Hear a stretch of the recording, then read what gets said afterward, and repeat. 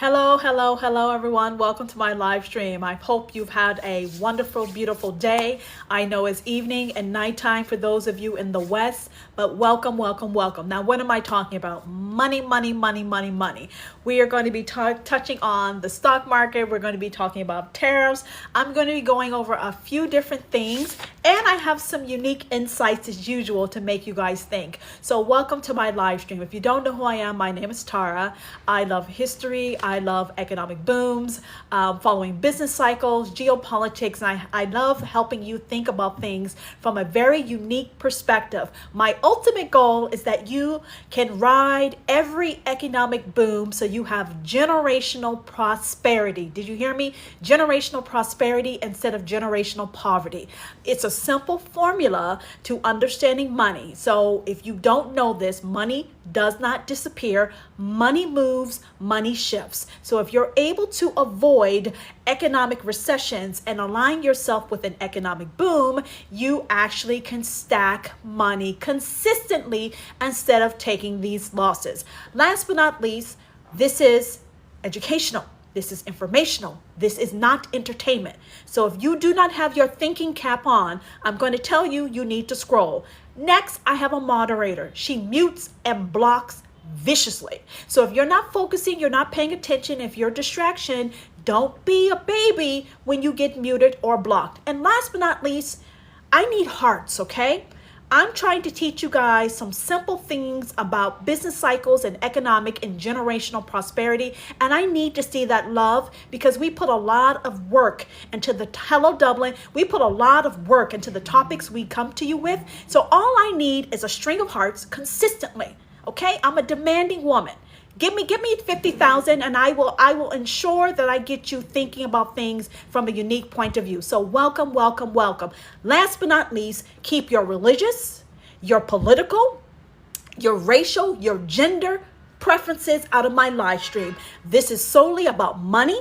This is about business. This is about economic cycles and business cycles. That's all this is about. Keep your feelings out of my live stream. So let's get started. So for those of you who've been watching me, you know a day or two ago, I told you that the S&P 500 went up about 8.4% in about 30 minutes.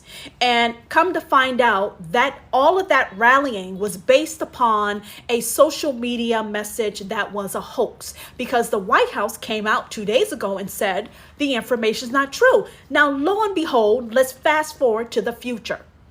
Trump has actually put tariffs on hold, reciprocal tariffs on hold for countries that did not retaliate. Now that makes me go, 2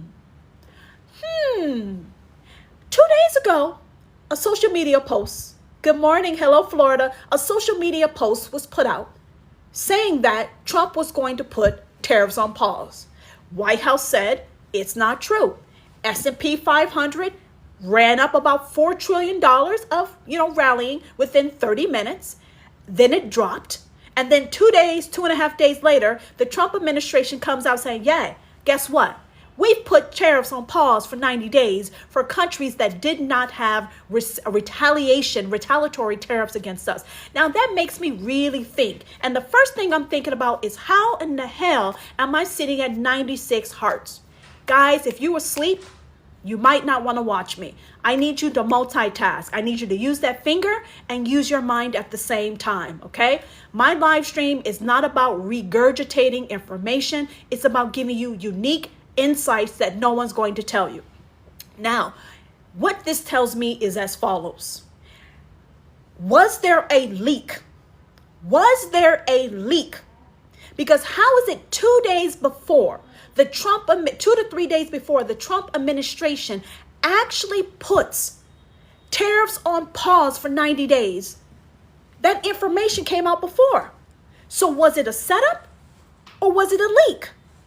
You really have to think about what I'm saying. 2 to 3 days before the Trump administration actually admitted to, am I a Democrat? Let me tell you what I am. I'm money. And you just got blocked. Bye-bye. I told you focus. 2 to 3 days before the administration actually said the tariffs were being put on pause, the information was put out there. So was it a setup or was it a leak? Because some of you actually went into the market based upon this rallying, and the social media post was a lie. So this is some of the information where I talk to you guys about understanding money flow. That one social media post that went viral caused a multi-trillion-dollar money flow that shifted from one group of people's hands to the next. Now, it's my belief that it was a leak, but that's my belief. Now, due to this leak, let me tell you what it afforded people to do. It afforded people the opportunity to recoup the financial losses that they've been suffering or getting slaughtered by on the stock market. Let me know what you think. 30 minutes, the S&P 500 goes up about $4 trillion in 30 minutes. Do you not see an opportunity for institutional investors to recoup the money that they lost conveniently? I'm just saying. I'm just saying. How else do you explain it? And then 2 days later, Trump basically says people are getting a little yippy. People are getting yippy.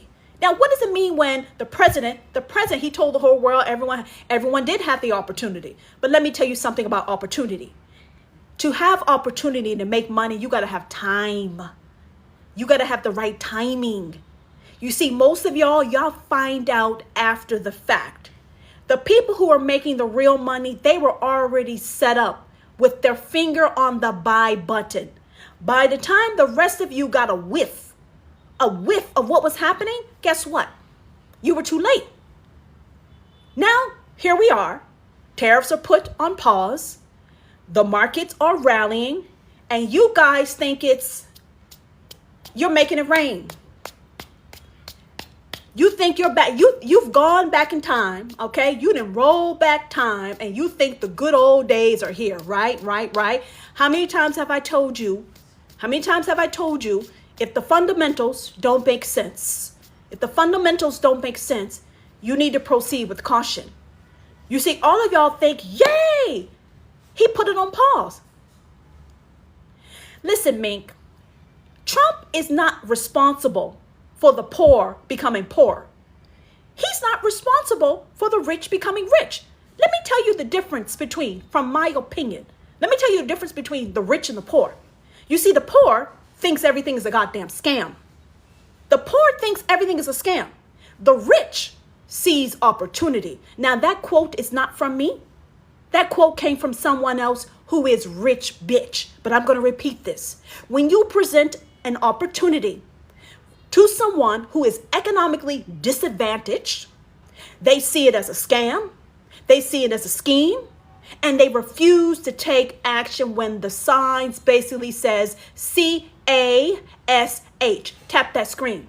Now, what rich people do, rich people follow a simple formula. They look at timing. They have a vision. They take action. They know when to invest, and they get knowledgeable. Don't tell me about the poor becoming poor when you live in a time where there's digital technologies and you have every way to make an income. And anyone who watches me, I tell you every single night, there is a way for you to get six-figure income earning skill sets, having your own business. And you know what y'all do? You sleep. So don't come in my live telling me that Trump is responsible for world poverty and he's making the rich rich. No, the rich get rich because they take action. What you doing? You're typing a comment in my live. I need you to focus. All right? So there's a 90-day pause on reciprocal tariffs for people who did not retaliate, okay? Was it a leak? I want you to think about that, okay? Now, China tariffs have gone to, the poor have always been here. Exactly. China now has tariffs at 125%. This is a sign of money flow. Money is being forcibly shifting from China back to the United States and other portions of the world. We have 395 people. Congratulations. We're going to have more. Money is shifting. China now has tariffs at 125%. Does anyone in my live stream actually realize the economic impact to China's GDP. You see, no, Randall, do not bring that in my live. Block him, please. Block him. I told you guys to keep your political preferences out of my live stream. China is a nation with people who is an economic giant, and they deserve respect like everybody else. Keep it out my live, okay? Keep it out of my live. It's about money. Now back on topic. China now has tariffs of 125%. This is a hardcore strategic gut punch to their GDP and their growth. Now, if you watched me before, I told you it was my understanding that I believe that China was using the money that they were getting from tariffs on the US to subsidize manufacturing in their companies, domestic companies, so that they could have cutthroat pricing and gain market share. That was my understanding. That is why I think China is fighting so hard against the US, because the tariff money actually allowed them to support or give subsidies to manufacturing firms within their country that allowed their government economy to be bolstered, even though they have a communist government. Now, I don't care about communism. I'm just telling you that that is how they were able to booster their economy and afford opportunities, business opportunities for their citizens, okay? So this 90-day pause is for countries that did not retaliate, and the pause isn't fully certain to stay. Now, you guys, hello, welcome. You guys are getting happy about the stock market going up. Now, this is a wonderful thing. It's a bit of a reprieve. But let me tell you about this. You are going back into stocks when you know the U.S. government is slashing spending. You know businesses are slashing spending. And you know consumers are being pinched by inflation. So the fact that Trump is giving a reprieve on tariffs to a certain amount of countries, just because he says 90 days, it does not mean it's 90 days. Listen to what I'm saying. You guys are going ablazing back into a market where this man says there is a pause. Let me tell you about pause.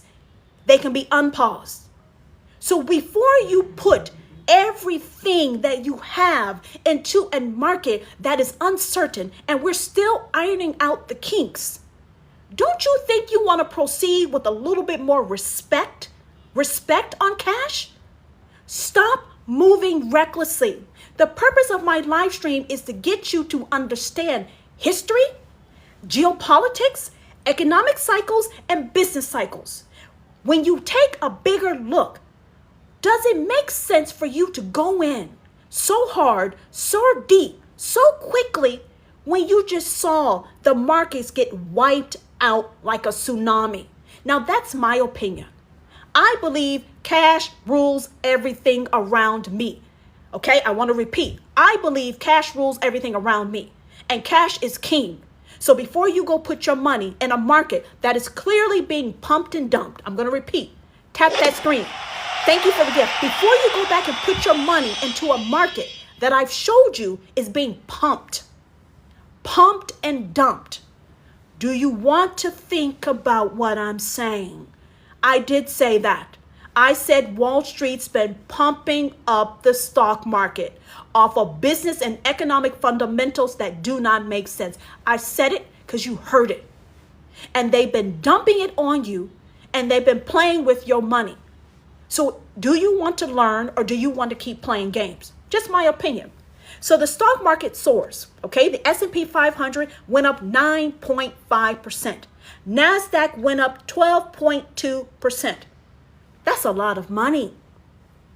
That's a lot of money. Now, I like money, but I want you to stack this cash. I want you to stash the cash, which means I want you to keep your money. If you want to invest, you got to be a smart shark. You can't be listening to people and looking at these quick money, because quick money means this money may go away. And because we are in a digital age and we're in a time with such tumultuous relationship, diplomatic relations, you might want to pause. And as you keep listening to my live stream, I'm going to give you more proof that there is alternative ways for you to do what you love, but most importantly, to stack your cash in a way that makes sense and get the hell off of this goddamn roller coaster that's being pumped and dumped in front of your face. Now, China is calling for international unity against Trump's tariffs. International unity means he wants every country in the world that is being impacted by tariffs to unite with them. Can you see the possible potential of money flow? If countries actually decided to align themselves with China and stand against the US, it would be all against one. Now I'm smiling because that's a very intriguing proposition. China's asking for not one, not for BRICS, not for a regional Asian deal, okay? Originally, China wanted Asia to come together, okay? And then you had BRICS. China's saying, screw all that. If all of us stand against the boogeyman, maybe we can win. Now, this is a good idea and not a good idea at the same time. Let me explain to you why, all right? Does anyone want to know why I think it's not a good idea? Does anyone want to know? Tap that screen. I always have a unique point of view on things. If you want to know what I think about this, tap that screen. Give me some love. Come on now. Let me tell you what I think. Here's the fundamental problem. Here's the fundamental problem. You could align as many countries as you want. Here is the fundamental issues. Some of these countries are, one, developing nations. One. Two, their economy, their country is either socialist or communist. So when you have socialist / communist type of countries that are developing, they still do not have the economic buying power of U.S. citizens. Listen to what I'm saying. You got one U.S. citizen who has X amount of buying power. A Chinese citizen does not have X buying power. They're not the same. So on one hand, I see it's a brilliant idea, a brilliant strategic move by China to align the rest of the world. But when you look at the rest of the world, do you think Australia is going to join? Do you think Australia is going to join? How many countries that are heavy hitters do you think are going to join this? That's going to offset it. You must understand history. You must understand cultures. You must understand a whole bunch of other things to actually see the feasibility of a plan. Theoretically, it's a brilliant idea. In actuality, practicality, it's not going to work. Even if they tried, do you know what happens when people get hungry? Anytime when you had people trying to develop labor unions, you remember when they were trying to develop labor unions to get better labor laws? Some people folded. So in order for China's plan to actually work on an economic business level, you would have to trust that the other countries will not fold. You would have to trust that they don't fold. And let me tell you something about human nature. When that stomach starts growling and it gets louder than your mouth, they're not going to last. So I got to commend it. It's a great idea. But how you implement it, you would have to be feeding all these countries' citizens to get them to stay with you. Very simple, all right? That's my opinion. You can do what you please, okay? So Chinese state paper calls for global unity, and they believe they can triumph over trade tyranny. Isn't it funny how when things are not going someone's way, it becomes tyranny? The U.S. trade deficit has been growing wider than my ass. And no one has had a problem with the wideness of the U.S. trade deficit. Listen to what I'm saying. Welcome to my life. The U.S. trade deficit has been growing bigger than my voluptuous behind. And no one had a problem with the size of our trade deficit until we took action. And now it's trade tyranny. Do you know the number of countries that have had trade surpluses against the U.S.? And when I say surplus, I mean ka-ching, ka-ching, ka-ching. Billions of dollars. Billions of dollars. And now that we are rectifying this situation, look, China's great, but now that we're rectifying this situation, it's tyranny. Was it tyranny when our economy was getting exploited? Was it tyranny when U.S. trade tariffs were used to basically give subsidies to manufacturing, to have cutthroat pricing, to put U.S. manufacturing companies out of business? Listen to me. This is business. This is not emotion. Was it tyranny when U.S. money was being used to subsidize manufacturing, to have cutthroat pricing, to gain market share in the U.S. in regards to consumers and in regards to manufacturing? So guys, if you can take it, you must be able to dish it. You got to be able to, if you can take it, you got to be able to get it back. So it's not trade tyranny. It's called rebalancing the scales. You see, even if you look out in nature, when an earthquake happens, who's responsible for? Doesn't matter. This is about money flow. China has had a way to amass a lot of money, and they have prospered. The U.S. has basically taken a hit. Our economy is proof. So now the U.S. is they're pulling, okay? We pushed out a lot of wealth, and now we're pulling the money back. That is why it's called money flow. Money goes from this bank account to this bank account to this bank account. So if you're not on the right side of the money flow, you actually get broke. This is nothing personal, guys. This is business. This is money. Money shifts. You know that sometimes people amass money. You know when you invest, you have a good streak. China, Asia has had a great streak with global trade. Now that streak is over. So anyone who goes to Vegas, anyone who trades on the stock market, you know you have a winning streak, and that winning streak comes to an end. So guess what's happening right now? The trade winning streak that Asia and a number of countries have had for a number of administrations is come to an end. Now we have to figure out a new system, okay? So China has actually rose its retaliatory rates to the U.S. to 84%. Now I got something for you guys. Listen to me very carefully. Listen to me very carefully. I love you too. A week ago, you had BlackRock, the CEO of Larry Fink, who is the CEO of BlackRock. You had him advocating, telling investors, I'm going to repeat, I want you to keep up with me.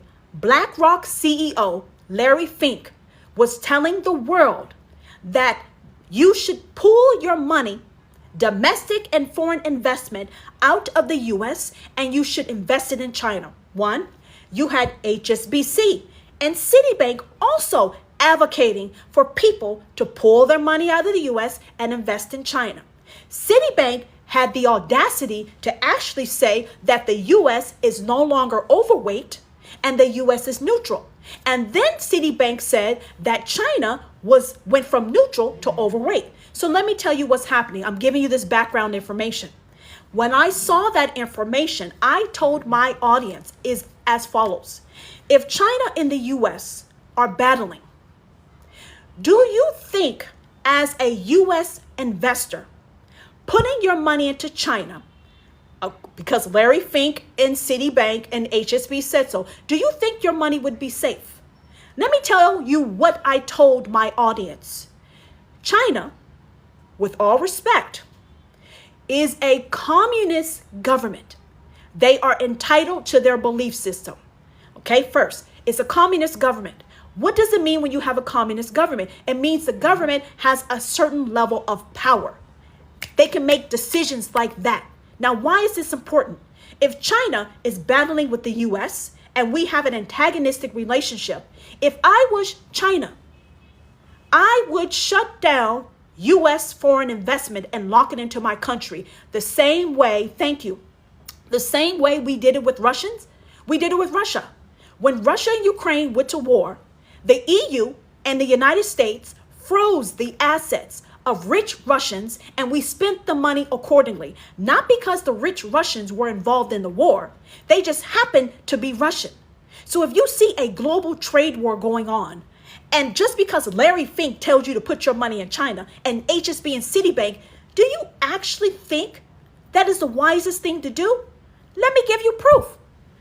2 days ago, I told you that China released an article to Reuters saying that U.S. firms are safe to do business in China. They also said that they would fight for the rights. They would fight for the rights of U.S. investments. Now, what rights do you think you have on foreign soil in a communist country in which they determine what your rights are during a trade war? And I also told you if I was China, I would lock U.S. money down, and I would come back to the table and I would tell Trump, I got trillions of your money from U.S. companies locked in China. So if you want this money back, you need to give me better tariffs or trade deal. That's what I would do. Okay. Now here we go. China has put 84% tariffs on U.S. companies. So if there's any U.S. companies that are in China right now, I want you to listen to me very carefully. If you're a U.S. company in China, and China has just put 84% tariffs on U.S. goods, anything that you're bringing in to China from the U.S. is now subjected to 84% plus tariffs. And where does your profit margin go then? Next, China said that they would protect the rights of U.S. business and investments, and they would not get impacted. They would not get impacted by what was happening between Trump, the U.S. and China. But I just illustrated to you an 84% tariff impacts U.S. businesses in China. So which story is it? If there's 84% tariffs, you're a U.S. company, you're importing U.S. goods onto China's soil, you now have to deal with tariffs. So are U.S. companies impacted or not? U.S. companies in China, are you impacted by these tariffs or not? And is your revenue and your profits still safe? I got no idea what I'm talking about, yet you're in my live stream. Get your life goals together. Get your life goals together. I'm just asking. I want you to think it through. You can't have 84% tariffs on U.S. goods, have U.S. companies in China, and not think that their profit margins would be impacted by these tariffs. That does not make any sense. You guys have left me. Where did you go? Come back to me. You got to think it through. You got to think it through. If you want to navigate these economic tumultuous times, you got to use your good judgment. You cannot be listening to companies like BlackRock, Citibank, HSBC, and JP Morgan and think that you're safe. The purpose of my live is to teach you how to think for yourself. These critical thinking, thank you, Pete. If China is putting retaliatory tariffs on U.S. goods and you are U.S. firm on Chinese soil, how in Sam hell are you not impacted? Make it make sense. Make it make fucking sense. All right? Moving on. Let me tell you what's happening. Most companies that turn a huge profit in China owe it to U.S. consumers. Listen to me. Oh, no, don't say I'm giving a sermon. Jeez Louise. Foodication. A sermon? Come on now. Am I that bad? A sermon? Listen to me. Oh, man, I'm going to take it as a compliment, but that's some shade right there. Foodication, that's some shade. I want you to know that. I see you. All right, now back on topic. Listen to me. Chinese companies that actually got a huge profit, they owe it to U.S. consumers. So if you want to know what is happening inside the borders of China, it is not what you think. You think the U.S. economy is the only one that's being squeezed? No, China's also being squeezed. That's why they're standing on all 10 of their toes. No one fights this hard against something unless some big losses were happening. China has amassed great riches, becoming an expert in manufacturing and exporting. And those goods went to the US. Some of you have Amazon businesses. Anyone who is an Amazon business owner, you import from China at a low price and you sell that stuff on Amazon. So some of you Amazon sellers are getting impacted by what's happening. So China's being impacted, Chinese business owners, but American business owners are going to be impacted. People don't understand that America is the reason why China has money. Knights of Templar, I'm going to explain to you why this is the case. It's only because of our consumer buying power. Our consumer buying power is based upon the fundamentals of capitalism and democracy. Because of how our country has been set up in the history of our nation. And we decided, listen, when the US was a part of the British Empire, we were a colony of the British Empire. The British Empire was a form of socialism and communism. Okay, I want to repeat. When the US colonies was a part of the British Empire, we were a colony. Being a colony basically made it so that we were a part of a communist monarchy type of system, where England was the king and England was sucking money, doing whatever it wanted with its colonies. So when the US said, hell no, I don't think so, and we broke apart from Britain, that is how we had the dawn of democracy and capitalism. We decided to take a different approach. So because of our different approach on capitalism and freedom and supply and demand, that has allowed us to amass powers that other nations do not have because they have a long, rich cultural history. The US is young. China is a great nation with a long history of having a monarchy. Britain is the same way. So some of these older countries that had royalty, emperors, kings and queens, they're still operating within a socialist, communist type of paradigm. The US lost its mind and started capitalism and democracy. And that's why we have economic power the way we do. So when you say we're responsible for the wealth of China, in part, yes. In part, yes. Solely, no, but a good part, yes. And that's why I tell you history plays a big part of this too. All right? So now, guess what's happening? The EU has joined with China. Call it whatever you want. I told you, proud American garbage. I told you, keep it out of my life. Proud American garbage. I told you to keep it focused on money. Okay? Proud American garbage, keep it on money. Okay, so the EU has joined China. Now this is monumental. This is monumental. Never in my wildest dreams would I have ever thought that the EU and the US would leave each other's sides. We're like having a bromance. The US and the European Union, we had like a bromance. The EU has actually aligned with China. This is revolutionary. That's how you know we're dealing with some times where things are changing and there's a tug of war in regards to money and power. You're watching it real time happen in front of your face. Now, the last time that countries aligned in a very interesting way, does anyone know when pieces started shifting on the board, do you know what time period that was? Does anyone know in history when you saw countries aligning on such a global issues, do you know what time period that was? Thank you, William. Thank you. That's World War I. Okay? Thank you. So for those of you who are not understanding what is happening right now, I'm giving you information, okay? Because history repeats itself. History repeats itself. Now, I went to battle with someone in my live stream because they told me that I was wrong. And let me tell you something. Humans, when they don't have money and they can't feed their family, they will go to battle. So it's my belief that World War I and World War II was based upon people's inability to provide for themselves and their family, and they got angry. So let me tell you what's happening right now.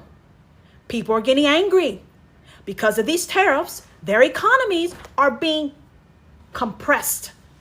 They're fighting. But at some point, you have to come back to the table and negotiate with Trump. And if people refuse to sit down at the table to negotiate with Trump, when people get hungry enough and the economy that was so rich starts to struggle, people do not think logically. Humans start to think it's illogical. So that is why I'm advocating for people to get their good mind and sit down at the table and start ironing this out. Because if we don't iron this out and we keep fighting over things that we should not be fighting about, I'm telling you, we're playing with some energies that we do not want to repeat. I'm going to say this again. Some of you don't know this. We're playing with some energies that can go really right or really wrong, all because of money flow. This is all because of the flow of money leaving one country and going into the coffers of another country. Now, the world was okay as long as the money was flowing from the U.S. into their coffers. Now that the U.S. is pulling the money back to their coffers, people don't like it, which is why the EU has basically hit back and joined China. And the EU has put tariffs on 22 billion worth of products, okay? China doesn't want to give it back. I know. And I don't blame them, okay? Real talk, I don't blame them. I understand. I understand. But that type of thinking is short-term thinking, and we have to see beyond what is in front of our face. Are y'all with me? All right, here we go. Citibank has cut China's GDP growth forecast from 4.7 to 4.2, correct? I want to repeat. Citibank was telling y'all to invest in China because China, you're lost, no, you're blocked. Vera, if you're lost, you're now blocked. Citibank a few weeks ago was telling investors to put their money into the Chinese economy because China was overweight. Now, Citibank is saying that they've cut the GDP growth forecast of China from 4.7 to 4.2% in 2025. And Citi predicts that tariffs are going to drag China's economy down year by year by 1.5%. Let me tell you something.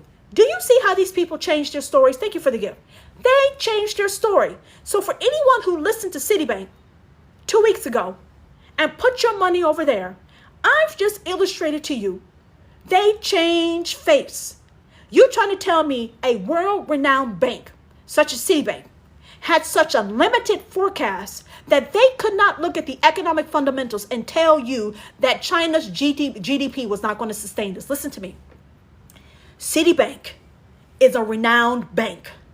You're trying to tell me their forecasters could not put the fundamentals together to tell you that China's GDP would not be able to weather this storm?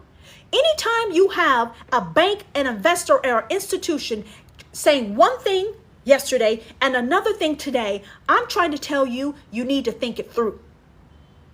You can go back and look to see Citibank was advocating for investment to be poured in China. And now a week later, they're saying, hey, guys, by the way, GDP has just got cut. And guess what? Your money just got locked and frozen in China. Okay? Citi also said, they said the U.S. went to neutral and China was overweight. Citibank, is China still overweight? Citibank, if you're in my live stream, are you still trying to tell people that China's overweight, even though you just cut their GDP forecast? Think it through, people. Think it through. Now, guys, here we go. This is where it's going to get real in my live stream, okay? I want to tell you this right now, okay? Right now, I've just been playing. With y'all. This is where it's going to get real. And I need to make sure you're focused and I need to make sure you're ready for me. I'm off of Citibank, all right, bestie? Citibank is gone. This is where it's going to get real. Anyone, I keep saying it, anyone who's watched me and you saw my live stream, I talked to you about stablecoin. Anyone who watched my live stream about stablecoin, I went in on stablecoin. I need you to tap that screen to give me hearts. We are lagging behind. Now let me tell you what has happened after I talked about stablecoin. Do you want to know? If you want to know what happened after my live stream with stablecoin, let me tell you what has happened. The last time I talked about stablecoin, I told all of you, okay, that stablecoin potentially was going to be used to replace the US dollar. I also told you that stablecoin was not, and or crypto was not going to be monitored or regulated by the FDIC or OCC. I'm going to repeat that. The FDIC and the OCC gave banking institutions permission to engage in crypto at their own risk without any oversight. I also told you that stablecoin was going to be used to basically exploit your financial privacy. What is financial privacy? Well, if you can only make purchases with stablecoin, that means the government can track everything you spend your money on. First, next, with a really good hacker, your bank account can disappear. Don't ask me what stablecoin is, guys. Do your research. Now, let me tell you what's happened. I told you that the government did not know if stablecoin was going to be a currency or what it was going to be. A currency or deposit. Okay, they weren't sure if they were going to make stablecoin a currency or deposit. A bank deposit. Now, let me tell you what's happening. Great news. Stablecoin, according to the news right now, will be a bank deposit only. So the risk of stablecoin replacing cash, money, cash, that's been taken off the table. Did you hear me? Yeah, I said that, guys. I had a live stream about stablecoin, about the possibility of stablecoin being used to replace the US dollar as a digital currency. After that live stream, the government has gone back to its thinking pot. It may be a coincidence, but I'm going to call it because I said it. Now they have come out and they said that cash stays and stablecoin is just a deposit only. It's an uninsured deposit, though. It's an uninsured deposit, okay? No recall on cash. No recall on cash. Now, why did I think that? If you know U.S. history, the U.S. dollar was actually backed by gold. Did you know that? Did you know that Bitcoin is different than stablecoin? Okay, I also educated people about that. Bitcoin and stablecoin are not the same thing. Bitcoin is real cryptocurrency. Stablecoin was not. They were trying to make you think that stablecoin was the same as crypto or Bitcoin. It's two different things. And if you missed my live stream, consider this a lesson learned. Don't miss it again. Now back on topic, all right? Here we go. The FDIC defines stablecoin and creates a policy for crypto in case of bank shutdown. Listen to me. Y'all went out. The FDIC has come back within a week of my stream and has now decided to define stablecoin. Now, they said they would define it in the future. Now, after I went live, I don't know how a birdie went back. The FDIC basically decides to define stablecoin and creates a policy for crypto in case of a bank shutdown. Did you hear bank shutdown? Did you hear bank shutdown? I told you a week ago that the FDIC and the OCC gave banks approval to engage in crypto at their own risk. And they said that they would define in the future what the policies are. So now the FDIC has started now to create policies just in case banks shut down. Now, does anyone know why a bank was shut down? Does anyone know why a bank was shut down? A bank shuts down because they're doing risky things. A bank shuts down because they don't have any money. A bank shut down because the money went out because of crypto. Okay? So now banks must report crypto activities to regulators. Listen to me. A week ago, I told you that banks got approval to engage in crypto without reporting. Now, a week later, after I said that ish, banks now have to report their crypto activity. Thank me, thank me, thank me, thank me. Yeah, I'm arrogant. Tap that screen. I'm only at 23K. What is this? This is huge. First, they had stablecoin. Stablecoin was trying to replace the US dollars. And then the banking industry wanted to play in crypto with no regulation, and they could have gone for broke with your money. I'm not sure if you know this. Banks exist because you deposit your cash into it, and then they use your cash to earn more money. I just told you a week ago, banks had approval by the FDIC and OCC to use your money to engage in crypto without any federal government regulation. But as of today, it has changed. Okay? This is money flow. This is money flow. You guys need to protect your cash. And you think putting your money into the bank, it's safe. Not all the time. Not all the time. All right? Now, the FDIC has basically said that stablecoin is a deposit, not a currency, and it cannot replace cash. The FDIC is in the process of creating technical solutions to prevent stablecoin crypto cash out during bank failures. Listen to me. The FDIC is in the process of creating technical solutions to prevent stablecoin crypto cash outs happening during a bank failure. So I also told you that banks could take your money, put it in crypto, move it over to the Cayman Islands. The FDIC is now working on so that these bankers that we love y'all, can't move your money out of the country because the bank is failing and is shutting down. I love you banks, but y'all do some things, okay? I don't trust you, but I love you. Okay?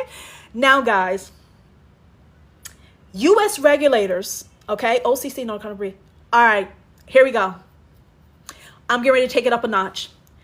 The OCC had a breach. The OCC notifies Congress that it had a breach. Did you hear me? Does anyone know what a breach means? Here's my fake beard. Does anyone know what a breach is? The OCC notifies Congress that they had a breach. Come on now. Connect the dots. What does that mean? Hacked. Thank you. The OCC is responsible for auditing and compliance of U.S. banks, savings, and loans. The OCC has magically notified Congress of a breach.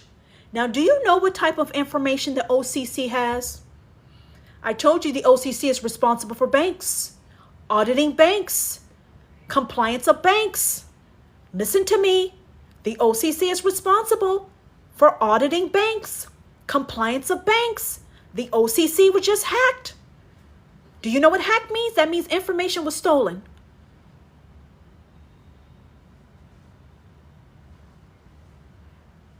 This is huge. Tap that screen. There have been, yes, bye-bye. I'm going to get to that bye-bye. You're correct, bye-bye.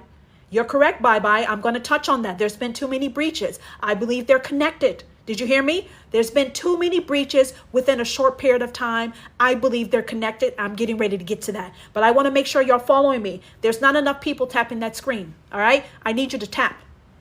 The OCC, which is responsible for auditing and compliance of banks, you use banks. Banks have your bank account information. Banks have your private data information. The OCC comes into the banks to make sure they're compliant and they're doing what they're supposed to. This agency that monitors banks have just been hacked. And this is the best you're going to do in typing? Tap, tap, tap, tap, tap. Information was stolen. This is insider information of the U.S. banking system that was just stolen. Do you not see money flow? This is money flow. Money flow. Money flow. This is huge. George Floyd, bye-bye. This is huge. Whoever has this information means money. Whoever got access to this information, that information is worth money. This is another sign of money flow, money shifting. This is money. No one takes such a huge risk like this unless it equated to a lot of money. So the OCC had a breach in their email system, okay? And it had access to executive and employee emails. The hacker learned highly sensitive information about financial conditions of federally regulated financial institutions. Did you hear me?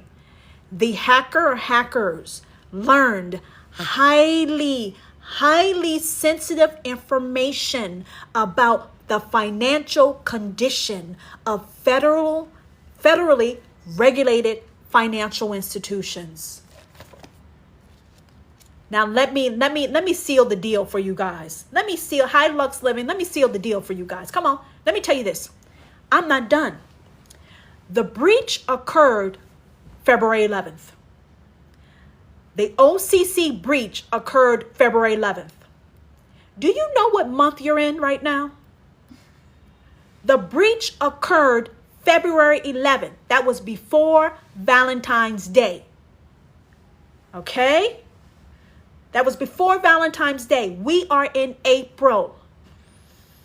Thank you, Jazz. We are in April. Now, I'm not done. On January 19th, Trump was inaugurated. On January 22nd, Oracle was hacked. On February 11th, the OCC was hacked. On April 3rd, Oracle was hacked again. And Oracle was being extorted for money. You heard me. Welcome to my live stream. Here we go again. January 19th, Trump came into power. January 22nd, Oracle was hacked. February 11th, OCC was hacked. April 3rd, Oracle was hacked again. Oracle was being extorted for money, and Oracle is being investigated by a third-party cybersecurity firm that the FBI has hired. Did you know that? Now, it's my belief that all of this is connected. It is also my belief that all of this happened once Trump came into power and he was elected by the people to fix our economy. It is also my belief that the only way someone can get into Oracle or the OCC unless you had prior involvement. Oracle was hacked twice. Oracle was hacked twice. Now, if you don't know about Oracle's actually involved with the cybersecurity of the United States of America. I'm not sure if you know that. Oracle does business with the United States government for national security purposes, and Oracle has access to information that is tied to our national security. So Oracle getting hacked on the first time, 6 million records were stolen, okay? The second time, login data was stolen from Oracle. The second time Oracle was hacked, username, passkeys, and encrypted passwords. Did you hear me? The second time Oracle was hacked, it was for usernames, passkeys, and encrypted passwords. Where are they going next? Whatever's happening, guys, this is digital, this is real, and this is not like what you've seen in the past. You see, we are in a digital boom. We are in an economic boom. Now, you are used to countries going to another country's soil. Did you hear me? You are used to countries going to another country and invading on their soil. Because we are in a digital revolution, people they can use drones. They can use crypto. They can use so many digital vehicles to go after a nation on many levels. Now, some of you think blockchain, exactly, but some of you think this is just a Netflix movie. It is, but it's not. You must understand the reward and the risk of this economic boom that's happening in front of your face. Now, you guys saying, did this woman just say an economic boom? I did say an economic boom. You have a recession happening and you have an economic boom happen at the same time. Did you hear me? There's a recession and a boom. The boom is the future. The boom is where the money's at, but the boom is also where the risk is. You see, opportunity is made up of risk and reward. Risk and reward. And we are now encountering some of the risk. You see, Illuminati. When nothing makes sense, you guys think, oh my God, what did you give me? Bubble gum? Thank you. Thank you for the gift. He gave me bubble gum. Thank you. Some of you guys think that this is just simple. No, we are in a time where information and money moves at the speed of air. And you think that these hacking, you want to think that they're not related, but they are related. Now, I don't care that they're related. What I care about is how in the hell does Oracle have better security on their grounds than their goddamn company? That's what I'm concerned about. Listen, thank you for the gift. Thank you for the gift. Real talk, guys. I was in Silicon Valley. I would drive past Oracle all the time. Oracle has better security patrolling their grounds than they do for cybersecurity. Now make that make sense. They got hacked twice. They're being investigated by the FBI, and the third-party security firm is digging into Oracle's behind. And lo and behold, the OCC got busted wide open. I think they're all connected. I don't know who it is. I don't care who it is, but let me tell you what this means. Information is money. Information is economic power. And you are now witnessing another type of money flow happening with digital technologies during a digital revolution, during a digital age. Now, for those of you who want to know how to make money, you want to know how to make money with this digital economic boom, stay with me for 5 to 10 more minutes. Everyone else, this is your time to exit. I'm going to repeat. Anyone who wants to know how to earn 6 figures in a digital boom using digital technologies and not lose your behind, your bank account, your retirement account, stay with me. Everyone else, this is your time to depart my live stream, and I will be back tomorrow. Now, what am I talking about? I mentioned to you all that there is also an economic boom that's happening. The economic boom is happening with digital technologies. What are digital technologies? You have cybersecurity, you have cell phones, you have quantum computing, you have AI, you have algorithms, you have chips, you have automations, you have e-learning. Thank you. Thank you, 916. You have all these technologies that are happening. Because of the macroeconomic boom, it's actually creating microeconomic boom. What is a microeconomic boom? It's a smaller boom. Now, what is a boom? A boom is an industry in which an unbelievable amount of cold, hard cash is being poured in to support innovations and technology that's going to be life-changing and world-changing. Am I a teacher? No, but I'm advising you all. Is that good enough? All right. This money is being poured in, and this is different than the stock market. Let me tell you why it's different than the stock market. The stock market is based off of business. When you have a digital boom, you have an economic boom, this money is actually being poured into human capital, knowledge, technology that's actually going to produce, thank you, Warren, an actual product. This is the difference between Wall Street and an economic boom. This economic boom is based on a core business economic factors that actually support a bull market. I'm going to repeat. Right now, you see a bull market on the stock market. Thank you. That is not real. The digital industry is supported by sound business economic factors that support this bull market. Now, what am I talking to you about? If you do not know how to earn money online, that's a problem. Let me explain to you why. The CEO of NVIDIA, a few weeks ago, the CEO of NVIDIA announced to the world that humanoid robots are not 5 years away. They are a few years away. Hello, Kodo. Welcome back. They are a few years away. What is a humanoid robot? It is the Terminator. It is the Terminator. Now, you may not know who the Terminator is because you're young, but I'm telling you, it is a modern day version of the Terminator. Human beings cannot compete with a humanoid robot. Now, you want to know why companies like Microsoft, Tesla, Amazon are investing in automations and humanoid robots. Let me tell you why. Because humans, you're too much of a hassle. Humans cost too much money for business. Businesses are in business to earn a profit. And now, because of digital technologies, they can invest one time in a robot that works 24/7 without bathroom breaks, mood swings, or any other demands. And that robot won't say anything, will just work. So if you want to know why you're having a hard time securing employment, keeping employment, or earning a livable wage, is because you're watching businesses move over to automations, quantum computing, AI, and humanoid robots. Real talk. So what do? Well, as a human being, you typically relied on employment.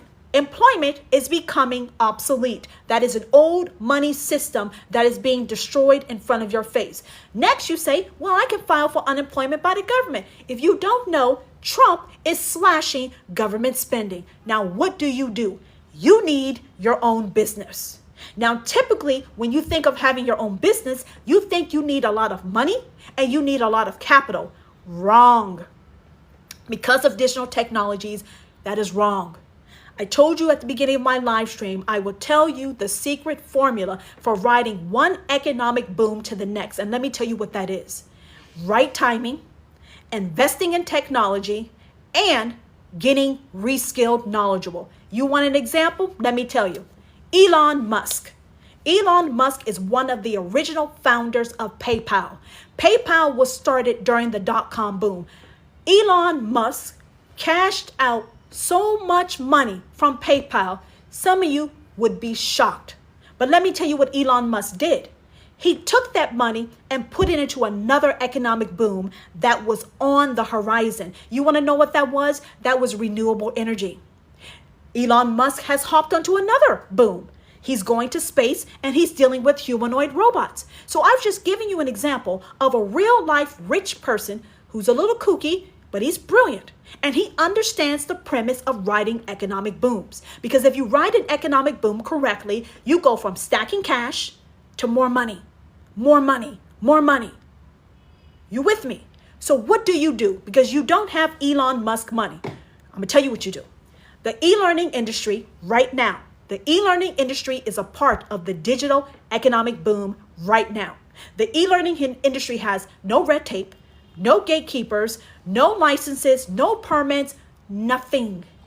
It is a $1.5 billion daily industry. Did you hear me? That's $1.5 billion every single day.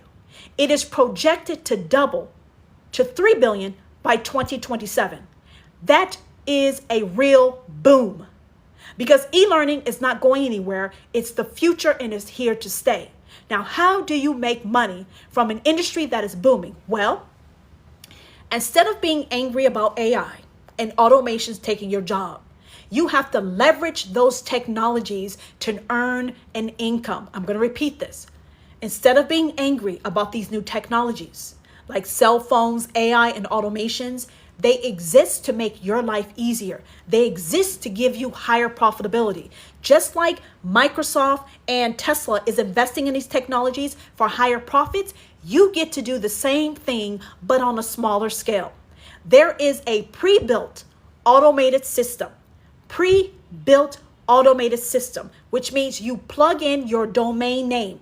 This automated system uses automations, that's in the digital boom. It uses AI, that's in the digital boom. It's in the e-learning industry, it is in the digital boom. I want to repeat, it's online, digital boom. It's automated, digital boom. AI, digital boom. In the e-learning industry, digital boom. That is a foundation for success. Okay, next, how much does it cost? It's cheaper than your cell phone. This automated system that's already built costs less money than your cell phone. It's a one-time, low investment of $600 300, or 100. I'm going to repeat. One time, low investment. You get an automated system and you get reskilled. You get the system and reskilled at the same time. And these reskilled are 6-figure income earning skills, digital skills that will set you up to ride each digital economic boom heading forward. I'm going to repeat this because this is too much for y'all to understand. Why is an automated system important? Because you get to have 2-hour work days. Automations are important because automations allows you to have a 2-hour work day, to get paid daily, and earn 100% of the profits. Listen to me. Why is automations in the e-learning industry important? Because you don't have to create anything. It's a one-time investment. You earn 100% of the profits. What does 100% mean? It means this. It means it can't be a pyramid scheme because you earn 100% of the profits. It can't be multi-level marketing because you earn 100% of the profits. It can't be drop shipping because there's no inventory. If you have to deal with inventory, you don't get 100% of the profits. It's not network, it's not affiliate marketing because you get 100% of the profits. This is not a job. You have your online business. All because at the right time, you invested in an automated system that got you reskilled and retrained in an industry that is booming. Okay? You can do this anywhere in the world. 2-hour work days. Imagine that.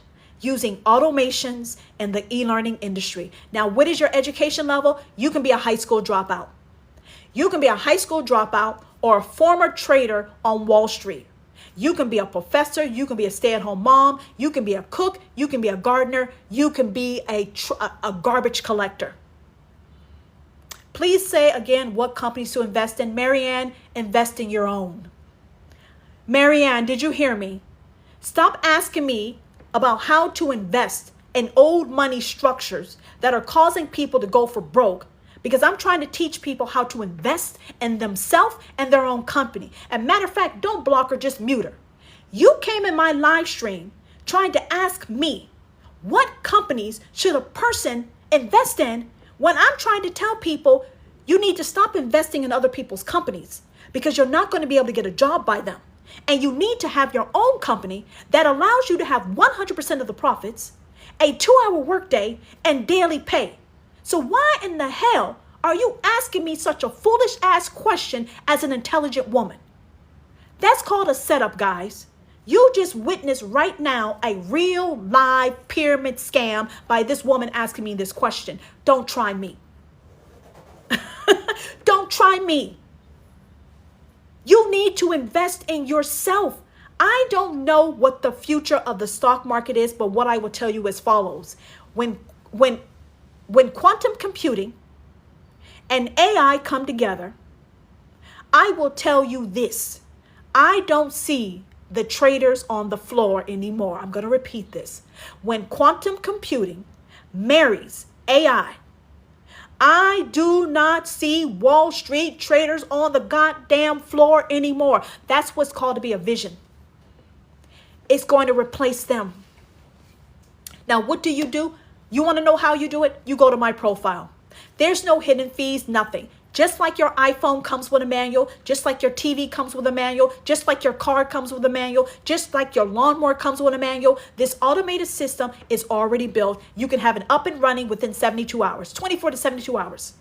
You're going to be taught 6-figure income earning skills, digital skills. I'm going to repeat this. When you invest in your automated system, you're going to get taught 6-figure income earning skills. Now, skills means that you have a baseline of knowledge that is your foundation for this digital revolution. So if you have any interest in riding economic booms with me, you got to get the basics right now.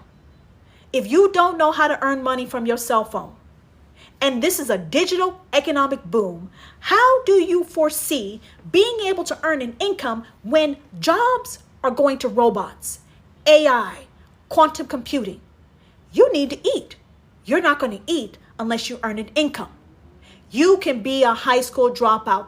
It's simple. It's beginner friendly. It's step by step. There's live mentoring, and a 4-year-old can do this. I'm going to repeat. There's no expenses. There's no marketing. There's no advertising. There's no inventory. There's no jobs. Thank you for the gift. There's none of that. You have the opportunity to have your own business. Why? Because you're doing exactly what Elon Musk and every other rich person does. They look at the timing. They invest in technology. They get reskilled in knowledge, and they make bank. Elon Musk went from PayPal, which is a financial tool, and he hopped over to EV. Listen to me. He went from PayPal, which is financial, over to EVs. That means he had to get reskilled and knowledgeable to be able to earn money with renewable energy. And renewable energy is also a microeconomic boom. He's not the only one, but I'd like to give it because you understand that. So this is how you ride one economic boom to the next. Right timing, invest in technology, get reskilled, and stack this cash. My website's on my profile. I don't give out my website, but my website's on my profile. I hope to see you all on the money side. Not the broke money side, but the real money side by riding this digital boom. And you cannot move forward unless you get this basic skill set, this digital skill set. Real talk. You can be an artist. You can be a cook. You can be a stay-at-home mom. It doesn't matter. If you don't know how to earn money from your cell phone, you must get these skills because they're 6-figure income earning skills. So if you've never achieved anything in your life, you now have an opportunity to change the game and get money. And you can afford it because you're sitting here on a cell phone. So go get your money. Go get your bag. Have a good night, everyone. Goodbye.